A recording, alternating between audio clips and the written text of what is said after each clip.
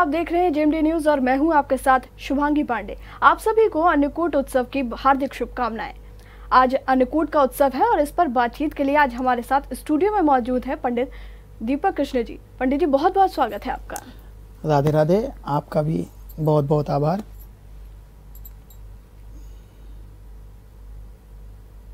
नारायण हरि हरि बोलो, नारायण नारायण हरि हरि बोलो, नारायण नारायण हरि हरि भजो, नारायण नारायण हरि हरि भजो, नारायण नारायण हरि हरि जय जय नारायण नारायण हरि हरि जय जय नारायण नारायण हरि नारायण हरि हरि बोलो, नारायण नारायण हरि हरि बोलो, नारायण नारायण हरि हरि भजो, नारायण नारायण हरि हरि भजो, नारायण नारायण।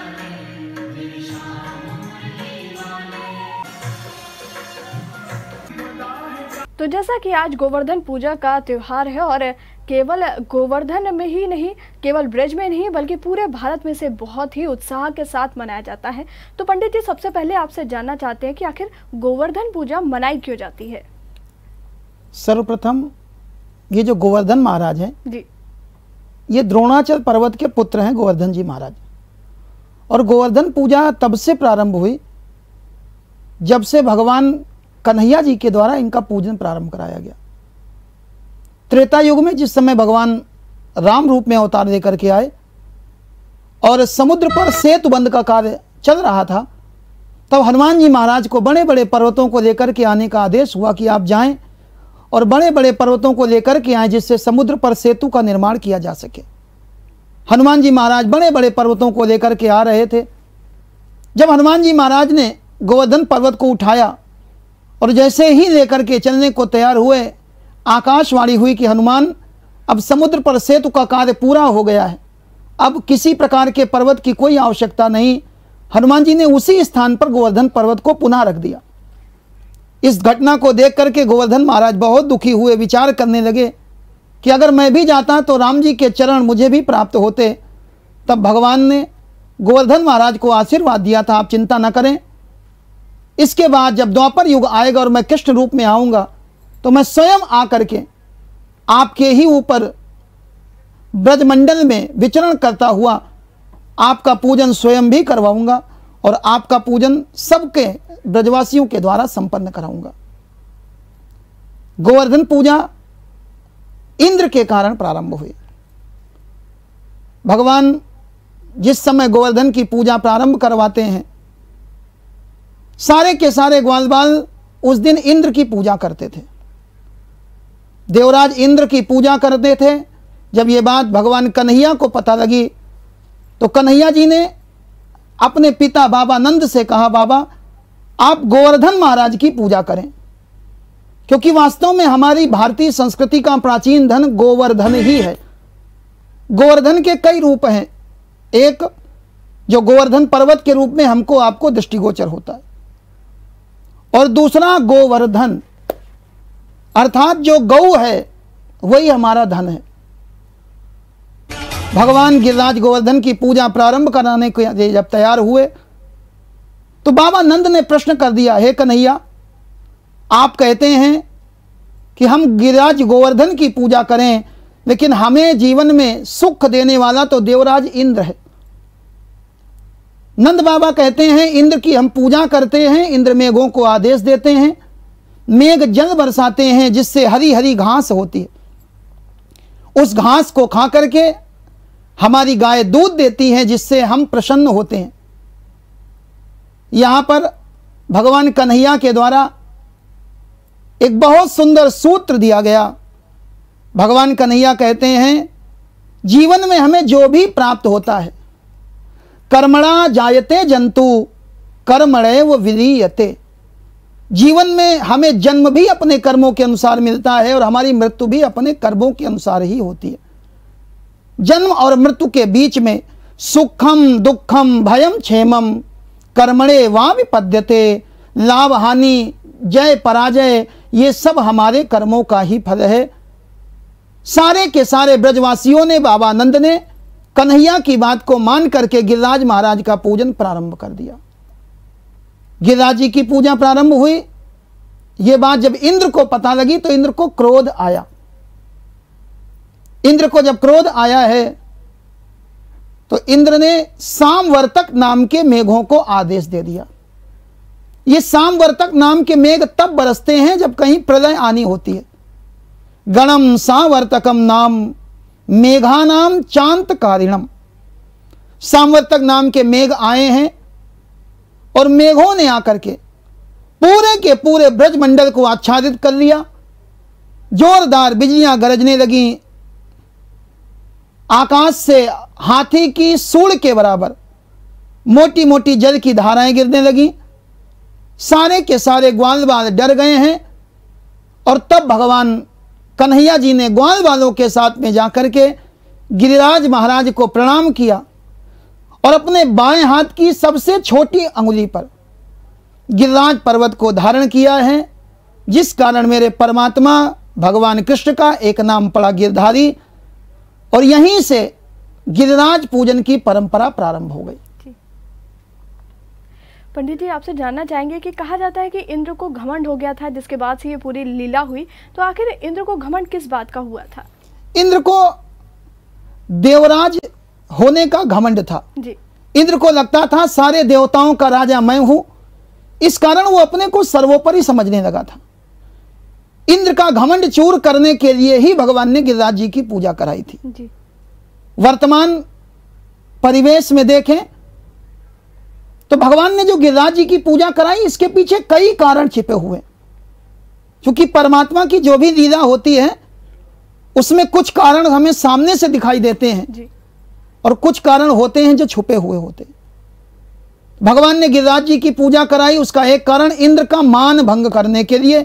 मानो भगवान बताना चाहते हैं कि भले ही तुम देवताओं के राजा हो जी। लेकिन अगर हम चाहें तो हम एक छोटे से पहाड़ को भी तुमसे श्रेष्ठ बता करके उसकी पूजा करवा सकते हैं। दूसरा कारण, भगवान बताना चाहते हैं हम परमात्मा का तो पूजन करें लेकिन उसके साथ में हमें प्रकृति का भी पूजन करना चाहिए। आज समाज में पर्यावरण संरक्षण को लेकर के बहुत विचार चल रहा है जी। लेकिन हमारे यहां अनादिकाल से शास्त्रों ने ऐसे कर्म बताए जिन कारण से कभी पर्यावरण दूषित ही नहीं हो सकता था। हमारे यहां वृक्षों को लगाने के लिए बताया गया, नदियों की पहाड़ों की पूजा कराई गई। तो भगवान ने दूसरा कारण प्रकृति पूजन हो, इस कारण गिरिराज जी का पूजन कराया। और तीसरा कारण आज की युवा पीढ़ी के लिए बहुत ध्यान देने योग्य है। हमें विचार करना चाहिए, हम दूर के भगवान की पूजा करते हैं लेकिन अपने पास वाले भगवान को भूल जाते हैं। भगवान कहते हैं, हे ब्रजवासियों, तुम लोग देवराज इंद्र की पूजा भले मत करो लेकिन तुम्हारे पास जो गोवर्धन है उसकी पूजा करो। आज हम भी मंदिरों में जाते हैं, भंडारे कराते हैं, खूब पूजा करते हैं लेकिन अपने घर में अपने माता पिता की सेवा करना भूल जाते हैं। इस घटना के द्वारा भगवान ने हमें यही संदेश दिया कि हम भगवान की पूजा भले ही बाद में करें लेकिन उसके पहले अपने माता पिता, अपने गुरु की पूजा करनी चाहिए। जी। पंडित जी, आपसे जानना चाहेंगे कि ये जो पर्व है इसको अन्नकूट क्यों कहते हैं? जी, 7 दिन 7 रात तक लगातार इंद्र के भेजे हुए मेघों ने ब्रजमंडल के ऊपर जल बरसाया और जब ब्रजमंडल के ऊपर जल बरसाया तो उस समय गिरिराज महाराज को मेरे भगवान ने अपनी कनिष्ठिका उंगली पर धारण किया। 7 दिन 7 रात तक भगवान बिना कुछ खाए पिए ही गिरिराज पर्वत को धारण करके खड़े रहे। जब 7 दिन पूरे हुए, इंद्र ने आकर के देखा कि ब्रजमंडल के ऊपर एक बूंद भी जल नहीं आया। इंद्र को अपनी भूल का पश्चाताप हुआ। इंद्र ने भगवान से क्षमा मांगी और कन्हैया जी ने गिरिराज पर्वत को पुनः अपने स्थान पर धारण करा दिया। सारे ग्वाल वालों ने मिलकर के भगवान की पूजा करी, गिरिराज गोवर्धन की पूजा करी मैया यशोदा अपने कन्हैया को दिन के 8 प्रहर में 8 प्रकार का भोजन कराती थी। 7 दिन से कन्हैया ने कुछ भी खाया पिया नहीं था, तो मैया यशोदा के मन में भाव आया 8 प्रहर का भोजन और 7 दिन 8 सत्ते 56 प्रकार के भोगों को बना करके मैया लाई हैं। उसी से गिरिराज महाराज का और कन्हैया जी का पूजन हुआ, भोग लगाया गया। तब से 56 भोग महोत्सव प्रारंभ हो गया। जी पंडित जी, ऐसा भी कहा जाता है कि सुबह जिस दिन गोवर्धन पूजा होती है उसके सुबह परेवा की भी पूजा की जाती है और इसके बाद गोवर्धन भगवान का जो पूरा आकृति है उसे भी बनाया जाता है घरों में। ये क्यों की जाती है और इसको करने की क्या कुछ विधि है? देखिए, परेवा इस कारण से क्योंकि उस दिन प्रतिपदा तिथि होती है, और दूसरा हमारे शास्त्रों की ऐसी मान्यता है कि दीपावली की रात्रि में भगवती महालक्ष्मी संपूर्ण संसार में भ्रमण करने के लिए आती हैं। तो प्रतिपदा को प्रातःकाल शीघ्र उठा जाता है और उठ करके दही का दर्शन किया जाता है, गिरिराज महाराज का पूजन किया जाता है। जो लोग गोवर्धन जा पाते हैं, ब्रजमंडल में जा पाते हैं, वो वहां जाकर के गिरिराज जी का पूजन करते हैं। नहीं तो घर पर ही गाय के गोबर से, क्योंकि इसका नाम ही है गोवर्धन, अर्थात गाय का जो गोबर है वो भी हमारे लिए धन का स्वरूप है, और हमारे यहाँ गाय के गोबर में लक्ष्मी जी का वास माना गया। तो उसी गाय के गोबर से भगवान गोवर्धन की आकृति बनाई जाती है। कन्हैया जी को माखन मिश्री प्रिय है जी, और गोवर्धन भगवान को कढ़ी चावल अत्यधिक प्रिय होने के कारण गोवर्धन भगवान की छवि को बना करके माताएं कढ़ी और चावल के द्वारा उनका भोग लगाती हैं। दिन में भगवान की छवि को अपने आंगन में बनाया जाता है, और शाम को ऐसी मान्यता है कि गोवर्धन भगवान भी कन्हैया जी का दर्शन करने जाएंगे जी, तो शाम के समय गोवर्धन महाराज को माताएं अपने अपने घर के द्वार पर स्थापित करती हैं। ये जो गोवर्धन की स्थापना होती है ये किस तरीके से की जाती है? क्योंकि बहुत सारे हमारे दर्शक ऐसे भी हैं जिनके मन में तो है कि वो गोवर्धन की स्थापना अपने घर पे करें, लेकिन किस तरीके से करें ये उनको पता नहीं है। तो पंडित जी आप बताइए हमारे दर्शकों को। देखिए, गोवर्धन भगवान की पूजन करने का जी जो विधान है वो तो एक ही है जी, लेकिन भगवान की जो छवि बनाई जाती है वो अलग अलग घरों में अलग अलग मान्यताओं के अनुसार बनाई जाती है। कहीं पर पूरा ब्रजमंडल बसा दिया जाता है, कहीं पर गाय के गोबर से आंगन में गिरिराज भगवान की ही छवि बना दी जाती है, और उसके बाद उनका धूप दीप पुष्पहार से पूजन किया जाता है। गिरिराज भगवान का पूजन जब करें तो सबसे पहले उनके ऊपर दूध की धारा चढ़ा करके गिरिराज भगवान को स्नान करवाएं, और उसके बाद जो भी भोग बना हो, संभव हो तो 56 भोग। आज वर्तमान परिवेश में 56 भोग 56 प्रकार के भोगों को न बना करके माताएं 56 प्रकार की सब्जियों को एक में ही मिला करके बना करके भगवान का भोग लगाती हैं। इसी कारण उसको अन्नकूट भी कहते हैं, जिसमें 56 प्रकार के भोग एक में ही मिल जाएं, उसे अन्नकूट महोत्सव कहते हैं। और वो अन्नकूट महोत्सव के अंतर्गत भगवान गिरिराज जी को भोग लगाया जाता है, प्रसाद पाया जाता है। अन्नकूट का प्रसाद जो भी ग्रहण करता है कहते हैं उसके जीवन में कभी भी शत्रु परेशान नहीं करते।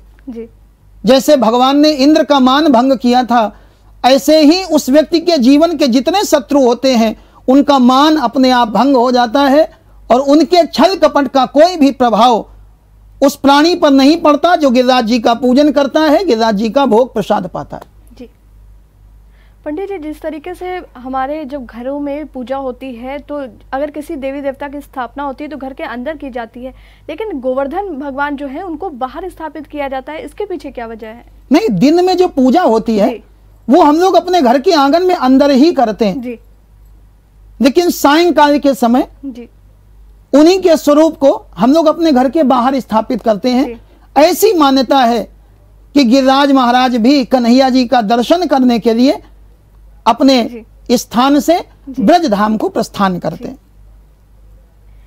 एक चीज आपसे और जानना चाहूंगी, कहा जाता है कि इस दिन भगवान को 56 भोग लगाया जाता है, तो ये जो संख्या है 56, आखिर ये किस वजह से है? क्योंकि 56 की जगह 58 भोग भी हो सकते थे।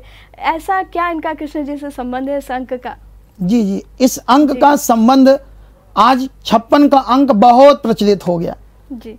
लेकिन मूलतः देखा जाए तो एक दिन में 8 प्रहर होते हैं जी।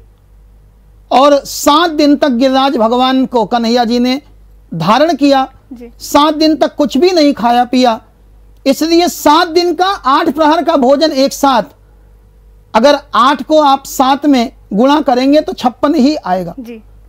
तो वही 7 दिन का भोजन, 8 प्रहर का भोजन एक साथ मैया ने बनाया है। थाल में 56 प्रकार के भोग लगाया है और गिरिराज जी को और कन्हैया जी को भोग अर्पित किया। जी। पंडित जी, आपसे जानना चाहेंगे ये जो 56 भोग है, इसमें जो प्रमुख चीजें हैं वो क्या कुछ होती हैं? जी जी। देखिए, 56 भोग में लोगों की मान्यता तो अलग अलग प्रकार की है। कुछ लोग कहते हैं 20 प्रकार की नमकीन हो, जी। 20 प्रकार के मीठा हो और 16 प्रकार के फल हो, ड्राई फ्रूट्स हो, ये मिला करके हो। जी। लेकिन आज तो लोग 56 भोग में टॉफी, बिस्कुट, केक ये भी शामिल करने लगे। जी। लेकिन ये 56 भोग में नहीं आता है। 56 भोग में आप उन्हीं सामग्रियों को भगवान को भोग लगाएं जो शुद्धता पूर्वक निर्माण की गई हो। जी।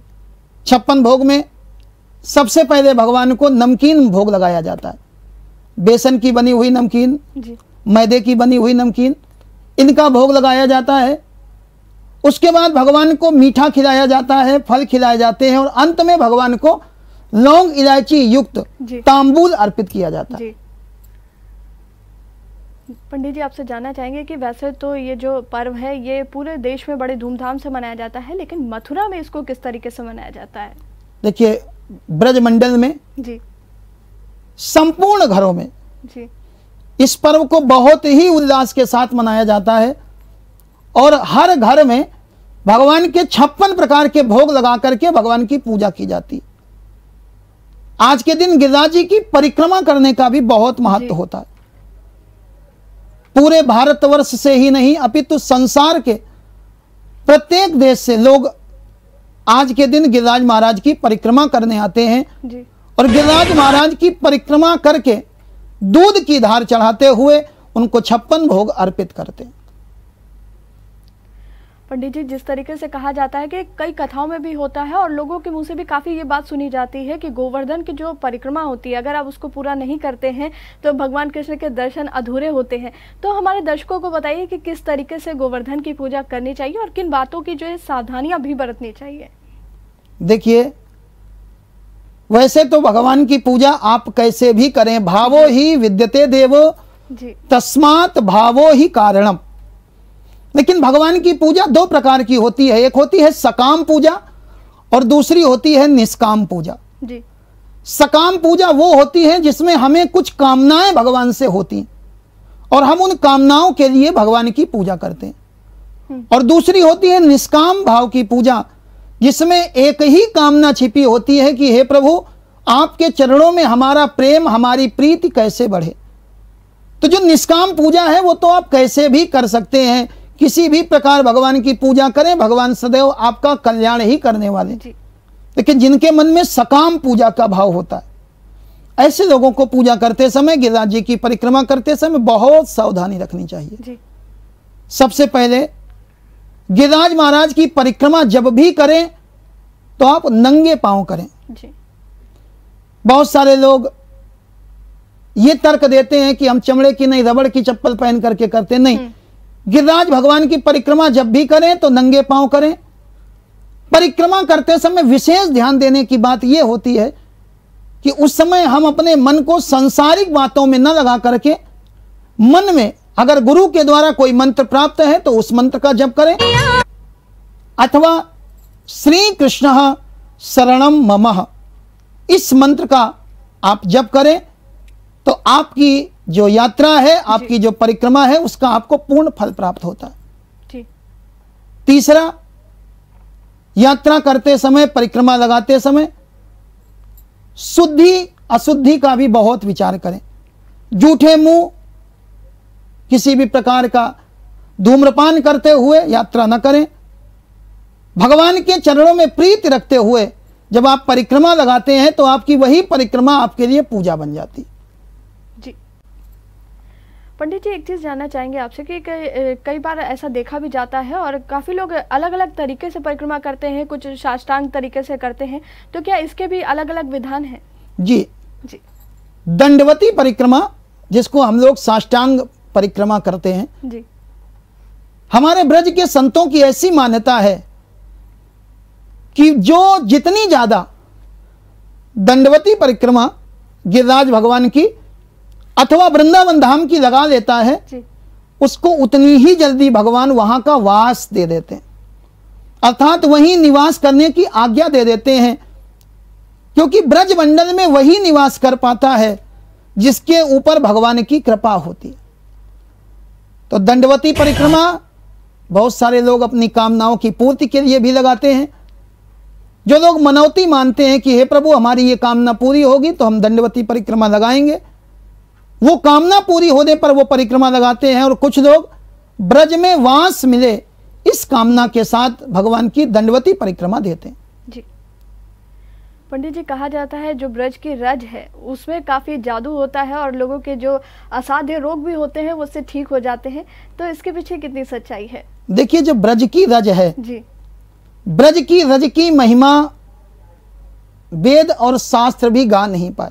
जी संसार का प्रत्येक जीव मुक्त होना चाहता है।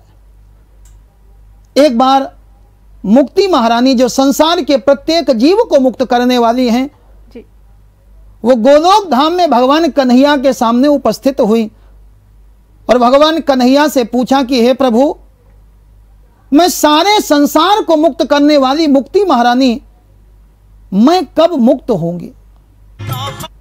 भगवान ने इतना सुना तो मुस्कुरा करके भगवान कहते हैं, हे मुक्ति महारानी, एक काम करो, आप हमारे ब्रज में चली जाओ, हमारे वृंदावन में गोकुल में चली जाओ और वहां जाकर के परिक्रमा मार्ग के किनारे खड़ी हो जाना। जिस समय हमारे भक्त आएंगे, परिक्रमा लगाएंगे और भक्तों के चलने से जो धूल उड़ेगी, अगर वो धूल आपके ऊपर पड़ गई तो आप मुक्त हो जाओगे। मुक्ति कहे गोपाल से, दो मेरी मुक्ति बताए, ब्रज रज उड़ मस्तक लगे, तो मुक्ति मुक्त हो जाए। ये ब्रज की रज की महिमा है। और सरल शब्दों में कहें तो ये जो ब्रज की रज है ना, ये ब्रज की रज है ही नहीं, ये हमारे गोविंद के चरणों की रज है। जी क्योंकि जितने दिन भगवान ने गोकुल में वृंदावन में निवास किया, कभी भी भगवान ने अपने चरण में चरण पादुका नहीं पहनी। तो भगवान की जो चरण की रज है वही ब्रज रज है। और भगवान की चरण रज, भगवान के चरण का अमृत, इसको ग्रहण करने वाले के सभी प्रकार के पाप ताप संताप नष्ट होते हैं। यही ब्रज रज की महिमा है। जी पंडित जी, एक चीज़ आपसे और जानना चाहेंगे कि जिस तरीके से गोवर्धन पूजा के दिन भगवान कृष्ण की तो पूजा होती है, गोवर्धन जी की भी पूजा होती है और 56 भोग भी लगाए जाते हैं, लेकिन इन सभी चीज़ों में किन किन बातों का बेहद ध्यान रखने की ज़रूरत होती है? देखिए, जैसे हमने बताया जी कि भगवान की पूजा जब भी करें पूर्ण भक्ति भाव के साथ करें। भगवान की पूजा में उन्हीं वस्तुओं को समाहित करें जो शास्त्रीय विधि से निर्मित की गई हों। भगवान का भोग जब भी लगाएं तो भोग लगाते समय बहुत सावधानी रखें। जो अभक्ष्य पदार्थ हैं, जिन पदार्थों को हमारे यहाँ शास्त्रों ने निषेध किया है, वो कभी भी भगवान को भोग न लगाएं। भक्ति भाव श्रद्धा के साथ में भगवान का पूजन करें। भगवान अपने सभी भक्तों की सभी मंगल कामनाएं पूरी करने वाले हैं। जी पंडित जी, अगर आप इस मौके पर हमारे दर्शकों को कुछ भगवान के गीत भी सुनाना चाहिए, कृष्ण भगवान के, तो सुनाएं प्लीज। देखिए, जिस समय भक्त गिरिराज महाराज की परिक्रमा लगाते हैं जी तो उस समय तो गिरिराज भगवान की परिक्रमा लगाते समय भक्तों के मन में एक ही भाव होता है, तेरो सब संकट मिट जाए, मिट जाए, तू पूजा कर गोवर्धन की, तू पूजा कर गोवर्धन की, तू पूजा कर गोवर्धन की, तेरो जन्म मरण मिट जाए, तू पूजा कर गोवर्धन की। और गिरिराज महाराज का जो स्वरूप है, जब भक्त उसका दर्शन करते हैं तो श्री गोवर्धन महाराज महाराज तेरे माथे मुकुट विराज रहो। श्री गोवर्धन महाराज महाराज तेरे माथे मुकुट विराज रहो। तो पे पान चढ़े तो पे फूल चढ़े, तो पे पान चढ़े तो पे फूल चढ़े, तो पे चढ़े दूध की धार, हाँ धार तेरे माथे मुकुट विराज रहो। श्री गोवर्धन महाराज महाराज तेरे माथे मुकुट विराज रहो। और जब परिक्रमा पूरी हो जी। तो परिक्रमा पूरी करते समय हम जहां से परिक्रमा प्रारंभ करें वहां भगवान को भूमि पर दंडवत प्रणाम करें, और जब परिक्रमा पूरी हो तो पुनः उसी स्थान पर आकर के भगवान को दंडवत प्रणाम करें। गिरिराज जी को प्रणाम करते समय एक ही भावना मन में रखें कि गिरिराज धरण प्रभु तुम्हारी शरण, गिरिराज धरण प्रभु तुम्हारी शरण। बोले गिरिराज महाराज की जय। बहुत ही सुंदर पंडित जी। तो जिस तरीके से आपने हमारे दर्शकों को इतना सुंदर भजन भी सुनाया, हम एक चीज़ आपसे और भी जानना चाहेंगे कि गोवर्धन पूजा जो है, क्या इस दिन कोई भगवान कृष्ण का ऐसा मंत्र भी है जिसके जाप से हमारे जो दर्शक हैं उन्हें मनवांछित फल की प्राप्ति हो?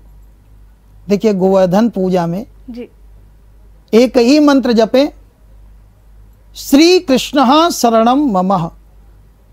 क्योंकि जिस समय इंद्र ने जल बरसाया, जिस कारण ये गोवर्धन पूजा प्रारंभ हो रही है, तो इंद्र ने जल बरसाया तो सारे ब्रजवासियों ने कन्हैया के पास में आकर के एक ही मंत्र जपा था, श्री कृष्ण शरणम ममः। हे कन्हैया, हम आपकी शरण में आए हैं जी। और इस मंत्र का जप अगर आप गिरिराज पूजन गोवर्धन पूजा के दिन करते हैं जी, तो जैसे भगवान ने इंद्र के द्वारा भेजे गए मेघों के द्वारा जो जल बरसाया गया, उस जल से ग्वाल बालों की रक्षा करी, ब्रजमंडल की रक्षा करी, गैया बछड़ों की रक्षा करी, ऐसे ही इस मंत्र का जप करने वाले भक्त के परिवार का, व्यापार का ध्यान, उसकी रक्षा मेरे कन्हैया गिरिराज भगवान स्वयं करते हैं। जी पंडित जी, बहुत बहुत शुक्रिया हमारे दर्शकों को इतनी सारी अच्छी अच्छी जानकारी देने के लिए। और फिलहाल के लिए इस प्रोग्राम में इतना ही। मुझे दीजिए इजाजत।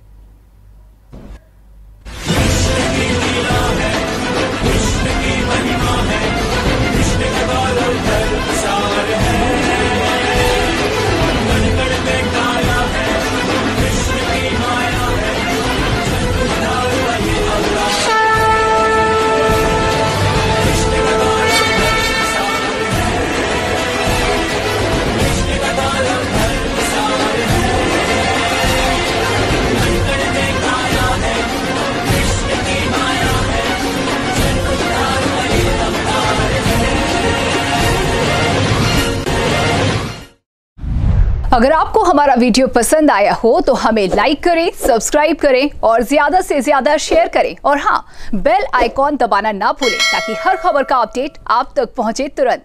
आप हमें इंस्टा, ट्विटर और फेसबुक पर भी फॉलो कर सकते हैं। हमारी आईडी है @JMT News Flash।